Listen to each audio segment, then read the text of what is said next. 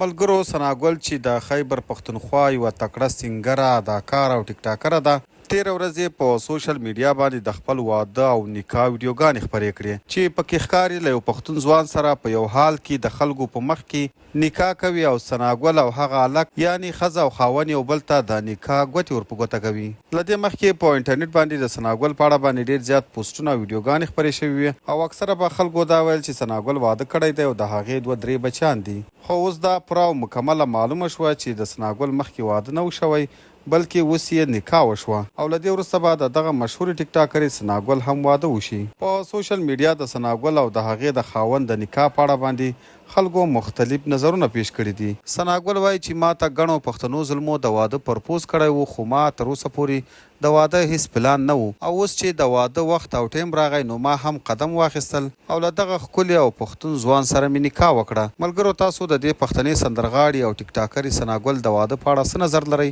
خپل نظر مو راسره په کمنټ کې خامخا شریک کړئ.